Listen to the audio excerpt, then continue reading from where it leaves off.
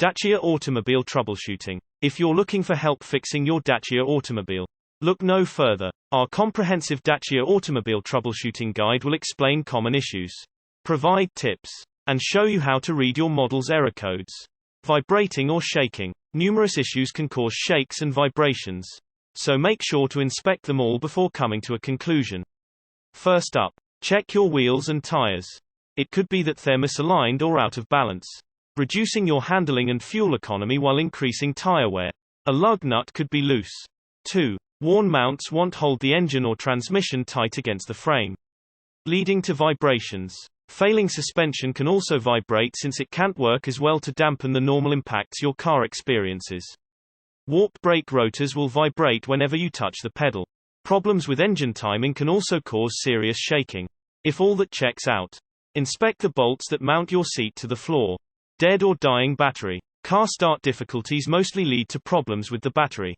If there were clicking sounds when you turn on the ignition, there is a possibility that the battery could be dead. Clicking sounds can be the result of a loose connection also. So, it always pays off to check the wiring to the starter. If that's alright, you may require recharging the battery. Batteries that drain quickly could denote an alternator problem. Oil warning light is on. An oil warning light is one of the most serious car problems you'll ever encounter.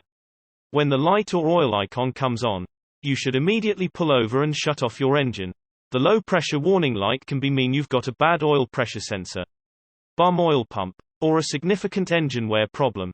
But it can also mean that you've simply run out of oil. You can check your oil level right there on the side of the road. Loose battery terminals. Attempt to restart your car. Listen carefully. Do you hear any kind of sound while turning the ignition on? There should be sound. If you are unable to hear anything, there are definite chances that the terminals leading to the car battery are slack. Tightening is required, but don't just unplug the wires. There's a positive and negative terminal present there. First, know the correct placement. If tightening doesn't work, please clean the terminals and battery poles. Lastly, connect the negative terminal followed by the positive one. Then try to start the car again.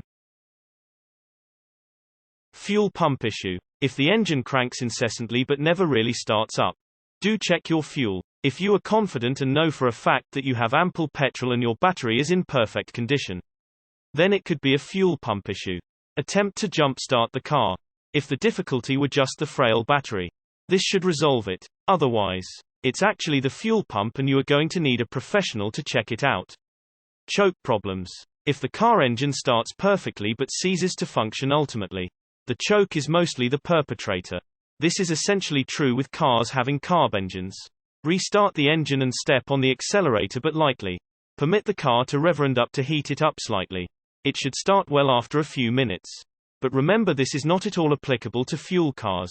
Fix a dim headlight. Most DIYers think a dim headlight is caused by a poor connection on the power side of the circuit.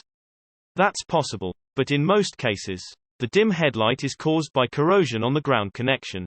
So check the electrical connector for corrosion and then clean the ground connection. Remove the electrical connector that plugs into the headlight. Look for signs of corrosion or melted plastic from excessive heat. If you find corrosion, clean it using electrical contact cleaner and a small wire brush. SourceFamilyHandyman.com